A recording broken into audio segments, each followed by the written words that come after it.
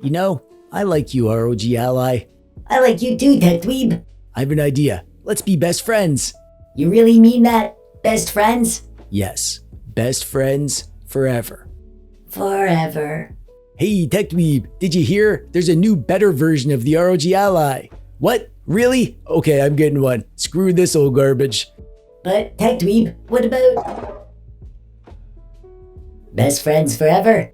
Forever and ever.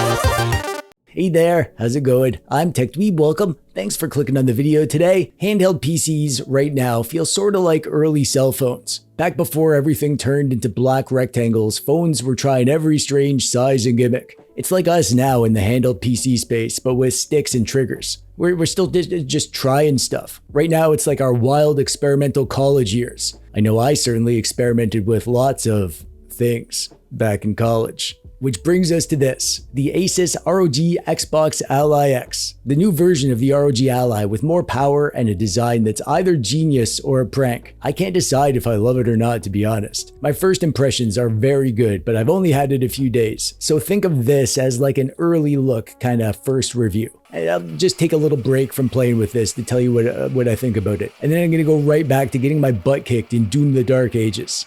Also, I went to a thing for this. Asus threw a little soiree in beautiful Toronto and they actually invited me. I don't leave the house much, let alone go to a big city. I even ran into someone you might know on the train. Hey buddy, how's it going? So yeah, me and Mr. Sujano emerged from the Canadian wilderness to go into the city and get in early and get a hands-on kind of thing and talk to the folks who build these things. That was cool, but the best part was getting my dweeby hands on the device. Some of the footage you'll see is me and some is Sujano. We shared footage for both of our channels. All of my impressions of the Ally X and the non-X came from this event. I got plenty of time with both. I brought an Ally X home, but the event was my only chance to try the non-X, the white one. I like white gadgets, and that one looks pretty great. I kind of wish both versions came in both colors, to be honest. This was also my first look at the new full-screen Xbox-style Windows interface. They also had a table of the early prototypes of this thing, showing how the design evolved. My favorite was this cardboard and clay abomination. Around the room, there were other toys too. Laptops and desktops, the official dock and the eGPU.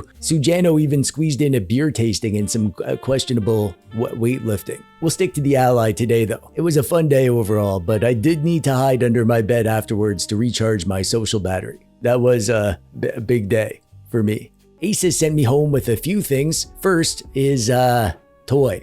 Their ROG Ally mascot toy, I guess. Little monkey robot. I feel very cool with this in my life. Extremely cool. Let me know in the comments how cool I am. They also gave me the case, the official case, which is definitely worth considering because the Ally X will not fit in any other cases because of the shape. This case has a hard shell and a Velcro pouch on the back for the charger. It seems, yeah, it's nice. It's solid. Really good quality. And here we have the Ally X, of course. Inside the lid, there's a small cardboard stand, and then there's a quick start guide and the handheld itself with that fresh electronic smell. Under the tray, you get some word papers, if you like those, and a charger. This is the same 65-watt charger that the last Ally had with a nice long cable. Oh, and we can try the stand. We can put it there or over here. And in the case, it does fit, obviously. The case also props it up like a tiny TV, which is handy, I guess, if you don't have a stand with you. I probably won't use that around the house, but yeah, it's there if you need it.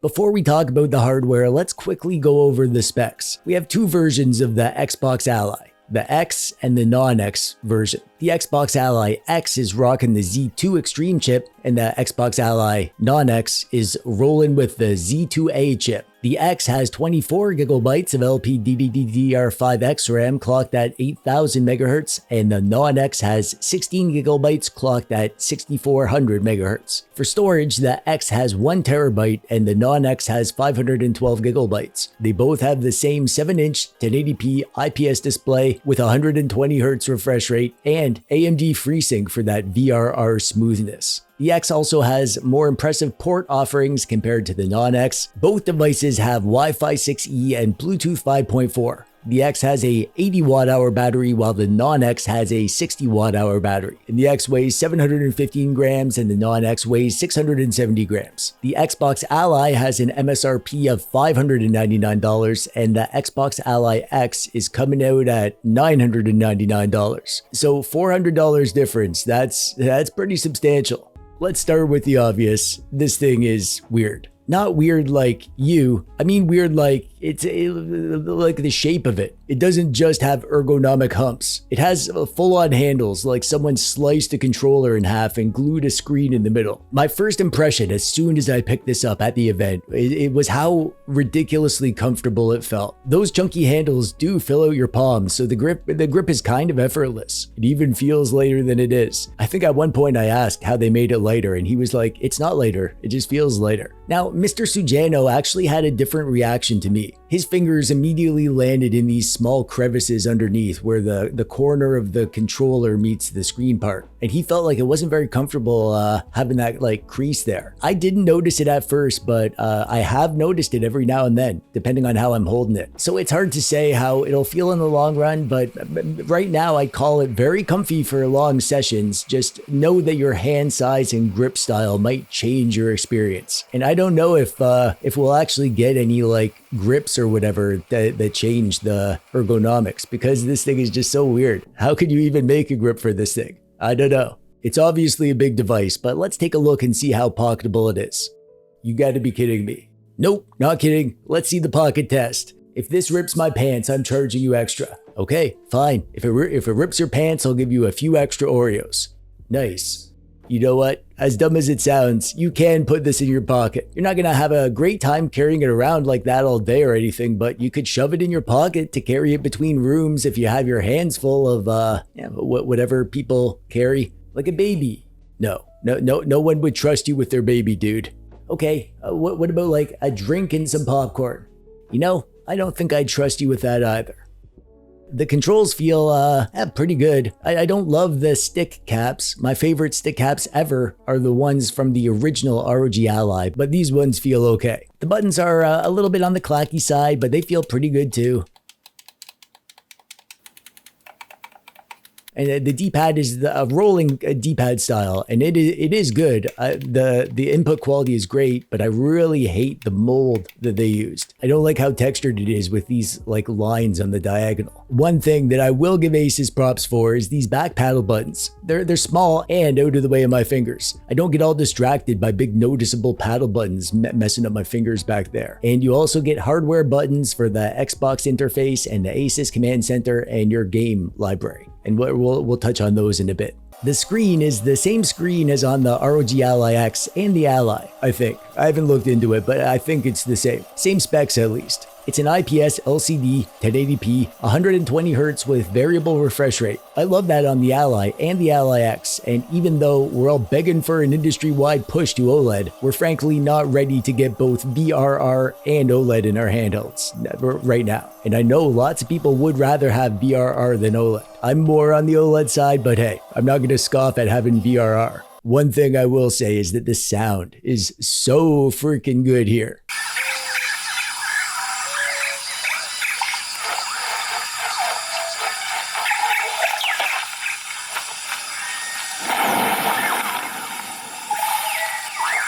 Asus have done a lot with both the sound hardware and tuning the speakers, but also the device itself is big and it has much more auditoriable resonanceness, which is a technical term for when the speakers make noise, you can feel it in your hands. When it comes to the software, there's a lot to talk about. The new Xbox experience, obviously, but if you don't mind a little rant first, the initial setup was rough for me. Windows first boot took ages, and then Windows updates, and Asus updates, and firmware updates, updates to the updates, and then to enable the new full-screen Xbox experience, I had to force an experimental Windows update, which somehow borked itself on my system. Deleting and re-downloading didn't work. I tried so many times. I ended up digging through troubleshooting threads and running console commands to flush the update cache or whatever and start fresh. It took hours to get sorted. This is exactly the friction that the new Xbox experience stuff is supposed to hide, but under the hood, it's still Windows. Windows gonna Windows. I'm up and running now though, so hopefully that nightmare is done with forever.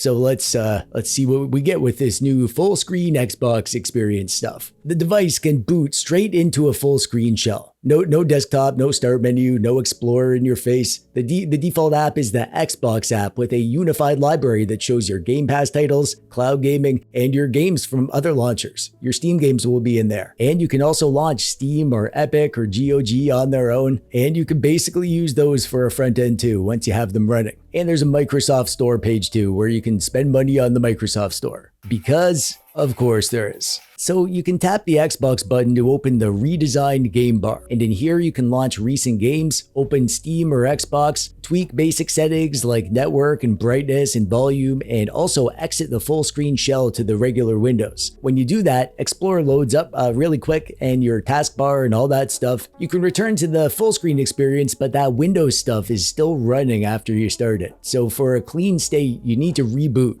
And the Asus Command Center is now integrated into the game bar. Typical stuff in here, the performance modes are a Windows mode that targets efficiency around 17 watts, silent at 13 watts, performance at 17 watts, turbo at 25 watts, and when you're plugged in, turbo can go up to 35 watts. Manual mode lets you pick your own TDP, and you can go as low as 7 watts in there. You also get control mode toggle, per game profiles, a real-time performance monitor, resolution change, refresh rate lock, and RSR toggle. And now, this is actually pretty cool. You can hold the Xbox button to bring up the task switcher. It shows running apps and games, lets you hop between your front ends like Steam and Xbox, and you can force close stuff from here. You can close your games right here. This really reminds me of the way Android does it. I think it works great. So the convenience is solid. It's a really nice way to use Windows on a handheld, but it's early to say for sure if this is like the end game of Windows handheld systems. I ran into all sorts of glitches, like overlay conflicts where the Xbox layer fought with Steam for the guide button. Sometimes multiple keyboards would pop up. A few apps refused to close when I tried to close them from the task switcher. The game bar gets bogged down with lots of stuff running, and a couple times my input started lagging and then they all fired at once. I mean, it works most of the time, and it does feel like a glimpse of where Windows handheld gaming should go. I do expect this will be perfect eventually, but it's just don't expect it to be fully baked yet. Oh, and one important thing to mention, this full screen Windows experience is rolling out to all handheld PCs, not just the Xbox Ally. So if you own the original Ally or the Ally X or even any of the other handhelds out there, you should get it soon via a Windows update. So like, don't buy the Xbox Ally just for the Xbox stuff. Buy it for being the new Ally if you want it for that.